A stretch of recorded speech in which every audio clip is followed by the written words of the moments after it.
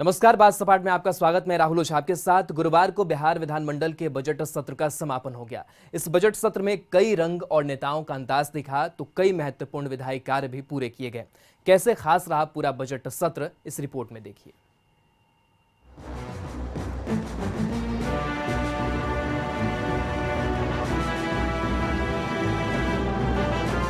बिहार विधानमंडल का बजट सत्र हुआ खत्म।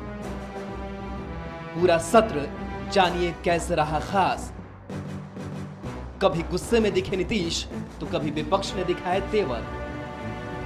बिहार विधानमंडल का बजट सत्र खत्म हो गया। बहुत शानदार रहा। बजट सत्र में कहीं कोई कमी नहीं रही। विपक्ष ने भी अपनी भूमिका का निर्वहन किया, सरकार ने भी अपने दायित्वों का निर्वहन किया। बहुत सार्थक रहा, जनोपयोगी रहा। 14 करोड़ बिहार वासियों के हित की चिंता की गई।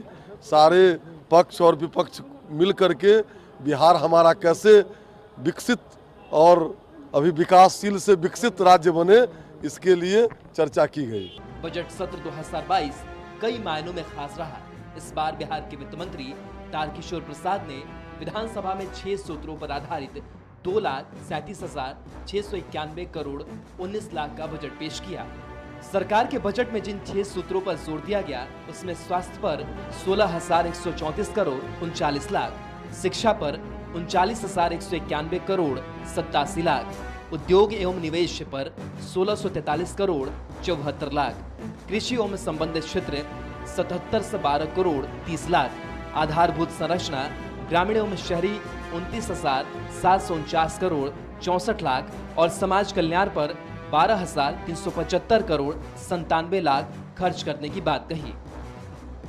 बिहार राज्य का बजट आकार वर्ष 2021-22 में 2,18,302 करोड़ रुपए 70 लाख रुपए था तथा वर्ष 2022-23 में यह बढ़कर 2,37,691 करोड़ 19 लाख रुपया हो गया है।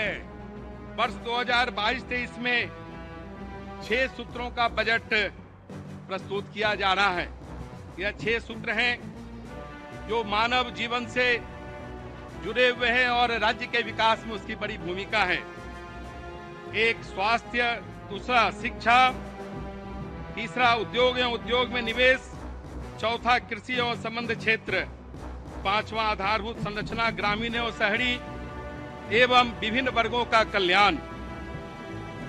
इन 6 सूत्रों पर वर्ष 2022-23 में मुख्य केंद्र रहेगा।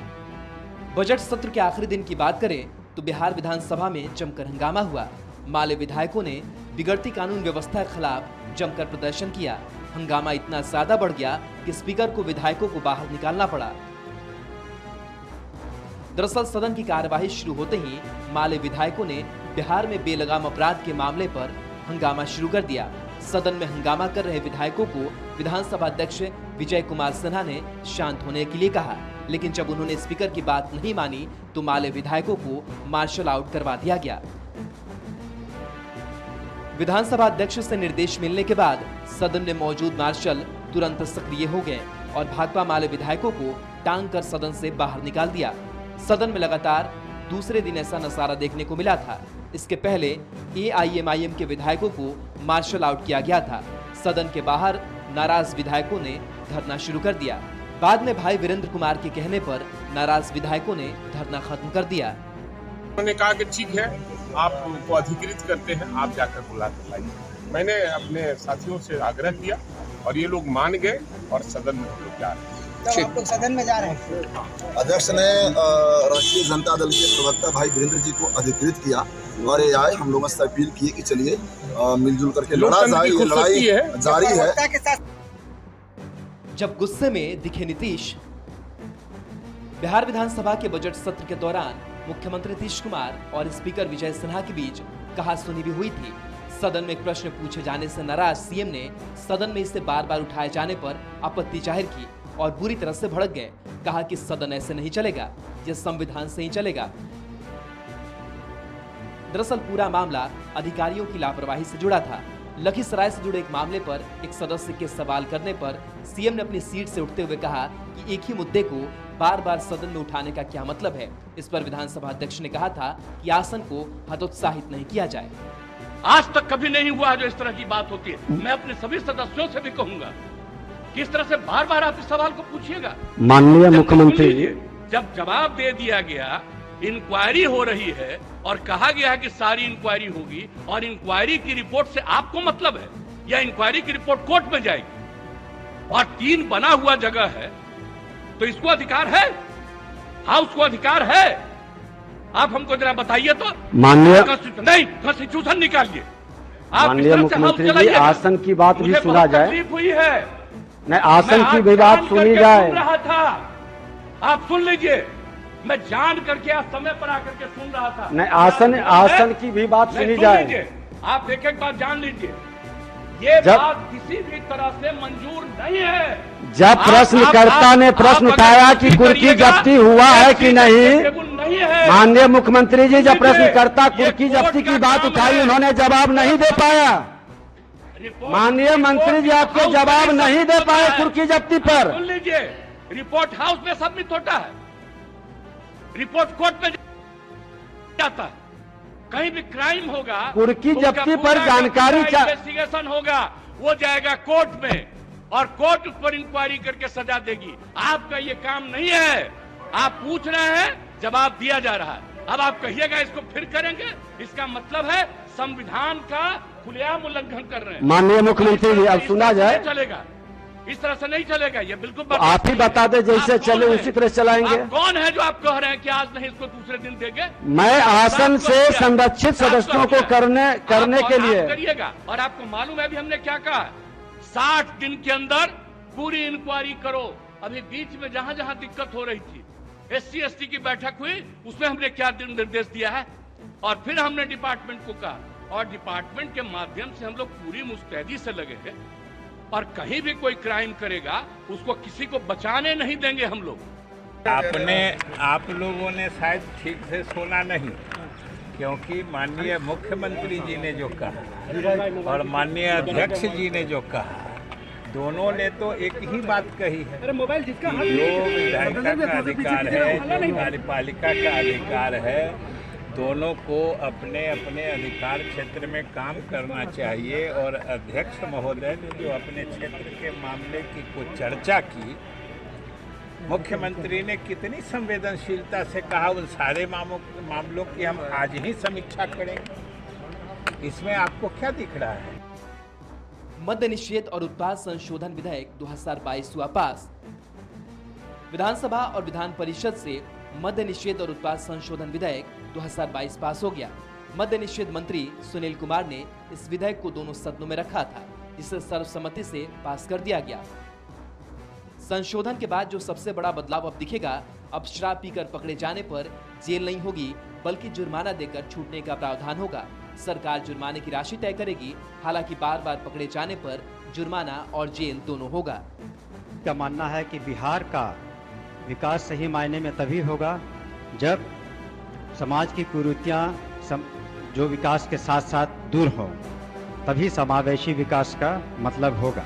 जो व्यवहार न्यायालय 74 खोले जाएंगे, उसमें बड़े बड़े माफियाओं इत्यादि को हम लोग सजा दिलाने में सफल होंगे। इस सदन को विश्वास दिलाना चाहते हैं कि हम किसी भी निर्दोष को छेड़ेंगे नहीं, लेकिन किसी भी दोषी को छोड़ेंगे भी नहीं। और साथ ही साथ हम आपका समर्थन मांगते हैं ताकि बिहार एक खुशहाल, स्वस्थ और विकासशील राज्य बन सके। और इस शराबबंदी कानून में जो संशोधन आएंगे वो निश्चित रूप से प्रभावकारी होंगे। हम ऐसा आपको आश्वस्त करना चाहते हैं। कृपया आप अपना समर्थन हमें दें। लागू किया और जो विरोध में थे, आज हम लोग साथ हैं। सब लोगों ने एकजुट होकर के इसके पक्ष में समर्थन किया और कहा एकजुट से इसको लागू करिए। और कहा क्या, विधानसभा में सब संकल्प लीजिए। कोई प्रस्ताव नहीं था, संकल्प लिए, फिर विधान परिषद में संकल्प करवाए एक एक आदमी का। तो अब जरा सोच लीजिए कि ये सब चीज तो यूनानिमस है, सर्वसम्मति की चीज है, इसलिए हम लोगों को इन बातों का हम तो यही आग्रह करेंगे कि इसके बारे में प्रचारित करना चाहिए। तेजस्वी ने किया जब सदन का बहिष्कार। बिहार विधानसभा में मनरेगा के मुद्दे पर भी हंगामा हुआ। मनरेगा के आंकड़ों पर तेजस्वी और मंत्री शरण कुमार के बीच तीखी बहस हुई थी। मंत्री शरण ने कहा कि नेता प्रतिपक्ष ने जो आंकड़े दिए हैं वो ग्रामीण विकास विभाग का नहीं। शरण कुमार के बयान से तेजस्वी भड़क गए, जिसके बाद तेजस्वी ने कहा कि हमने जिस वेबसाइट की चर्चा की वह सही है। इस दौरान सदन में ही दोनों नेताओं के बीच जमकर बहस हुई थी। इसके बाद तेजस्वी ने मंत्री से माफी की मांग करते हुए सदन का बहिष्कार कर दिया था और कहा कि जब तक शरण कुमार माफी नहीं मांगते वो सदन में नहीं आएंगे।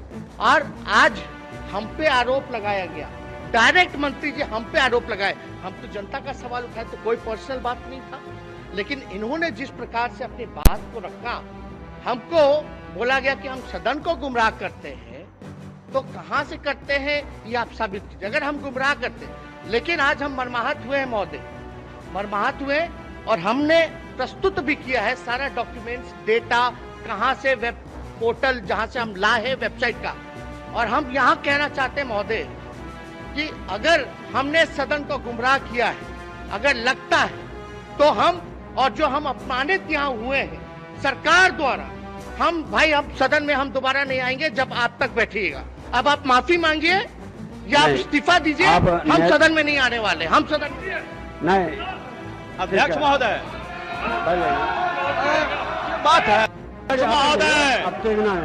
अध्यक्ष महोदय, मैं पूरी जवाबदेही के साथ मैं कह रहा हूं कि मैंने जो डाटा दिया है वो 100% सही है। और माननीय विपक्ष के नेता, माननीय विपक्ष का नेता कहां से डाटा ला रहे हैं वो समझें, लेकिन मैं जो डाटा दिया वो सही है। हमारा जो वेबसाइट है महोदय, NREGA.nic.in पर उपलब्ध है महोदय। यही डाटा हमारा सही है। और बाकी जो पोर्टल है महोदय, वेबसाइट है, वो फर्जी है, गलत है और फर्जी आधार पर नेता प्रतिपक्ष। बहरहाल बिहार के इस बजट सत्र में कई रंग और नेताओं के अंदाज नजर आए, लेकिन बिहारियों को भी ये उम्मीद हमेशा रहती है कि उनके मुद्दों को सदन में जगह दी जाए और ये जिम्मेदारी भी जनप्रतिनिधियों को पूरी करनी होगी। ब्यूरो रिपोर्ट, कशिश न्यूज। चलिए बात सपाट में यहाँ रुकें, एक ब्रेक के लिए खबरें और भी है।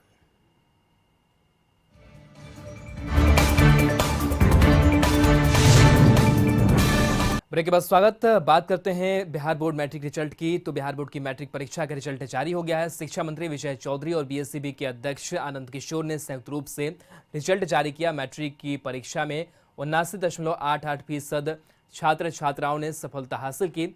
औरंगाबाद दाऊदनगर की रमायनी राय 487 नंबरों के साथ टॉपर बनी।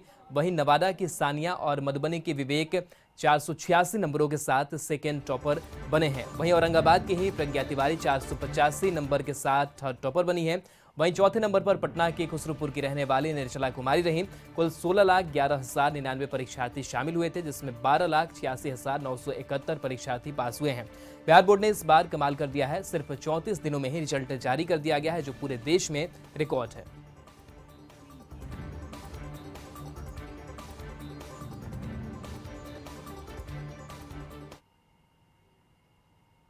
इस परीक्षा में कुल 12,86,971 विद्यार्थी उत्तीर्ण हुए हैं, जो कुल संख्या का 79.88% है।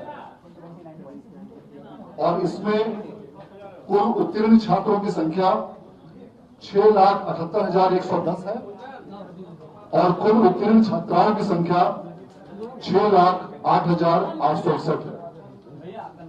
इस परीक्षा में प्रथम श्रेणी में उत्तीर्ण विद्यार्थियों की संख्या 4,24,597 है। द्वितीय श्रेणी में 5,10,411 विद्यार्थी उत्तीर्ण हुए हैं और तृतीय श्रेणी में 3,47,637 विद्यार्थी उत्तीर्ण हुए। हम जानते हैं कि इस वर्ष भी लगातार चौथे वर्ष हम पूरे देश में परीक्षाएं लेने से लेके नतीजे घोषित करने तक के मामले में अव्वल रह रहे हैं लगातार। ये कोई एक साल की कोई अब छिटपुट घटना नहीं रही।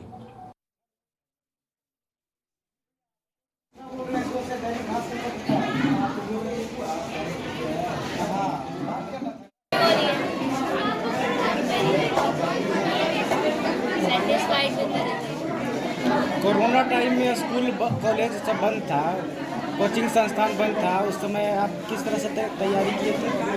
ऑनलाइन क्लासेस और फिर यूट्यूब और different types of app very helpful during Covid. आपकी बेटी पूरे बिहार में टॉप की है, कैसा लग रहा है आपको अभी? मुझे भी तो अच्छा लग रहा है। क्या आप बेटी को आगे पढ़ाना चाह रही हैं? सोच रहे हैं। बिहार में सेकेंड लाई हो, किनके बदौलत, मम्मी या पापा के बदौलत? दोनों का सही होगा। क्या करना चाहती हो आगे तुम? मेडिकल की तैयारी करना चाहती हूँ। फुल कॉन्फिडेंस के साथ? यस।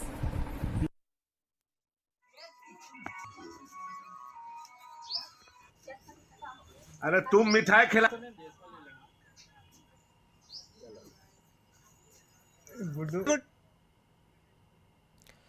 पूर्व केंद्रीय मंत्री और दिवंगत नेता रामविलास पासवान को आवंटित 12 जनपद बंगले को खाली करा लिया गया है। दिल्ली पुलिस और सीपीडब्ल्यूडी ने बंगले को खाली कराया। सांसद चिराग पासवान अपनी मां रीना पासवान और नानी के साथ बंगले से विदा हुए। अपने पिता रामविलास पासवान की यादों को समेटे हुए चिराग ने बंगले को खाली किया। चिराग ने कहा कि मेरे पास दिल्ली में रहने के लिए कोई घर नहीं है, इसलिए नानी के घर रहने जा रहा हूं। चिराग ने आगे कहा कि मैं निराश हूं जिस तरीके से बंगले को खाली कराया गया। मैं तो खाली कराने वाला ही था, लेकिन सरकार मुझे दूसरा घर नहीं दे रही है। मैं अपने पापा की यादों और आशीर्वाद को लेकर इस घर से जा रहा हूं।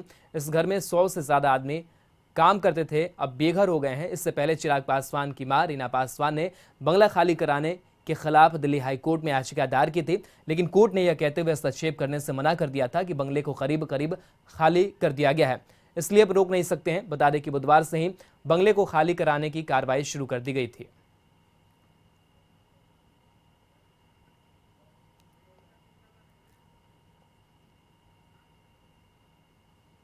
चिराग पासवान खुद अपने नानी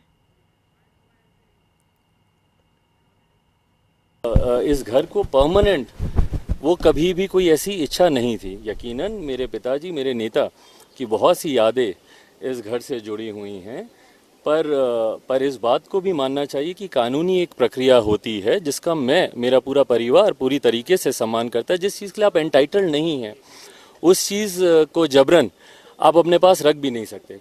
हाँ, तरीके से मैं ज़रूर थोड़ा सा निराश हूँ। उम्मीद बस इतनी थी कि मैं एक सेकेंड टाइम मेंबर पार्लियामेंट हूँ। मुझे एक ऑल्टरनेटिव एकोमोडेशन, आज की तारीख में दिल्ली में मेरे पास मेरी नानी के घर के अलावा और कोई जगह नहीं है रहने के लिए, वहीं मैं जा भी रहा हूँ, तो एक ऑल्टरनेटिव एकोमोडेशन अगर मुझे दिया जाता। बात करते हैं झारखंड की खबर की। एक बार फिर मुख्यमंत्री की गाड़ियां और मंत्रियों के बंगले विपक्ष के निशाने पर आ गए हैं। विपक्ष ने एक बार फिर से सरकार पर हमला बोला है। बीजेपी प्रदेश प्रवक्ता प्रतुल शाहदेव ने कहा है कि मुख्यमंत्री के काफिले में गाड़ियों का शोरूम दिखता है, जबकि रिम्स में मरीजों की स्थितियां ये है कि वो अपने घरों से पंखा लेकर आते हैं। ब्लड टेस्ट रिपोर्ट 3 दिनों के बाद आता है। अल्ट्रासाउंड मशीनें नहीं है, अल्ट्रासाउंड मशीनें खराब है। सरकार इन सारी चीज़ों पर ध्यान नहीं दे रही है। वहीं विपक्ष पर पलटवार करते हुए झारखंड कांग्रेस के प्रदेश प्रवक्ता राकेश सिन्हा ने कहा कि भारतीय जनता पार्टी वो दिन याद करे जब झारखंड में सत्ता में थी तो रिम्स की स्थिति बदहाल थी। रह गई बात मंत्री के बंगले और मुख्यमंत्री के काफिले की गाड़ियों की, तो प्रधानमंत्री ने भी कोरोना काल में 9 करोड़ की गाड़ी की सवारी की है, इसलिए भारतीय जनता पार्टी को इसमें बोलने का कोई नैतिक अधिकार नहीं है। बात के अस्पतालों की बात करें तो वहां इस भीषण गर्मी में पंखे लेकर मरीजों को खुद आना पड़ता है, क्योंकि वहां पंखे की व्यवस्था नहीं है। इसके अतिरिक्त जो खून का जांच होता है उसकी रिपोर्ट 1 सप्ताह बाद आ रही है। सारे अल्ट्रासाउंड मशीन जो है, वो रिम्स की बात करें या धनबाद के हॉस्पिटलों की बात करें, सब खराब है। लेकिन अगर मंत्रियों की सुख सुविधा की बात करें तो उन्होंने सारे इंतजाम कोरोना काल में भी कर लिए हैं। मुख्यमंत्री जी के लिए रेंज रोवर आ गया, मर्सिडीज आ गया, BMW आ गया। उनके काफिले में तो लगता है महंगे गाड़ियों का शोरूम दिखता है। राज्य की स्वास्थ्य व्यवस्था पे प्रश्न खड़ा कर रहे हैं। पूछना चाहिए मोदी जी को कि जब कोरोना जैसे वैश्विक महामारी के दौरान भी इस देश की जनता की थाली से निवाला छीना जा रहा है, महंगाई के नाम पे। उस दौरान भी मोदी जी अपने काफिले में 9 करोड़ की गाड़ी लेकर के आए। वो पैसा किसका था? वो पैसा कहां से आया? ये भारतीय जनता पार्टी के लोग जवाब दें। कांग्रेस का महंगाई मुक्त भारत अभियान शुरू कर दिया गया है। रांची में कांग्रेसियों ने धरना प्रदर्शन कर महंगाई का विरोध किया और मोदी सरकार की नीतियों पर विरोध जताया। कांग्रेस पार्टी के नेता और कार्यकर्ताओं ने सड़क पर उतरकर केंद्र सरकार के खिलाफ ढोल नगाड़े और बर्तन के साथ प्रदर्शन किया। इस मौके पर कांग्रेस प्रदेश प्रवक्ता राकेश सिन्हा ने कहा कि देश की जनता को केंद्र सरकार कुछ पूंजीपतियों के साथ मिलकर महंगाई के नाम पर मारने का काम कर रही है। आज से पूरे देश में महंगाई मुक्त अभियान की शुरुआत हुई है, जो आगे भी जारी रहेगा। वहीं अल्बर्ट एक्का चौक पर कांग्रेस कार्यकर्ताओं और नेताओं ने जोरदार प्रदर्शन करते हुए केंद्र सरकार के विरोध में नारेबाजी की।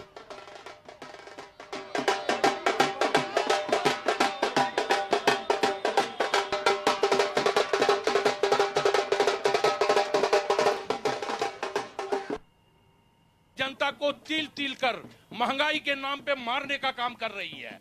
तो कांग्रेस सिर्फ एक राजनीतिक दल नहीं है, बल्कि कांग्रेस पार्टी का भारतवर्ष के जनता के साथ एक आत्मीयता का संबंध है। हम उसकी भावनाओं को, हम उसकी पीड़ा को अपनी साझेदार बनाने का काम आज कर रहे हैं। और इसी क्रम में 31 मार्च को आज हम लोगों का महंगाई मुक्त भारत अभियान की शुरुआत हुई है, जो पूरे देश में चल रही है। इसी क्रम में झारखंड में भी आज हम लोग ताली थाली ढोल बजा करके इस कुंभकर्णी सरकार को, इस बाहरी सरकार को जगाने का काम कर रहे हैं। शराब नीति में संशोधन पर बीजेपी ने सवाल उठाया। बीजेपी के प्रवक्ता प्रतुल्य शाहदेव ने कहा कि झारखंड मुक्ति मोर्चा के सुप्रीमो शिबू सोरेन ने अपने राजनीतिक जीवन की शुरुआत शराबबंदी आंदोलन से की थी। आज उन्हीं के दल की सरकार झारखंड के लोगों को ज्यादा शराब पिलाकर ज्यादा राजस्व वसूलने का लक्ष्य रख रही है। शराब की रिटेल आउटलेट की संख्या भी सरकार ने 750 से बढ़ाकर 1500 कर दी है। गरीब जनता के स्वास्थ्य से सरकार को कोई लेना देना नहीं है। मुक्ति मोर्चा ऐसा प्रतीत होता है कि राज्य की जनता से सबसे ज्यादा राजस्व शराब पिलाकर ही वसूलना चाहती है। आप देखिए, पहले 750 शराब के रिटेल आउटलेट थे, उसको इस सरकार ने बढ़ाकर 1500 कर दिया। यानी इस राज्य की जनता के स्वास्थ्य ने कोई लेना देना नहीं, सिर्फ शराब पिलाना है, टारगेट सेट करना है और ज्यादा से ज्यादा राजस्व जो है वो सिर्फ शराब पिलाकर लोगों से वसूलना है। और ये झारखंड मुक्ति मोर्चा के नेतृत्व वाली वही सरकार कर रही है जिसके गुरुजी ने शराबबंदी से अपने राजनीतिक जीवन की शुरुआत की थी। और इसके साथ बात सपाट में इतना ही। बन रही है कशिश न्यूज के साथ। नमस्कार।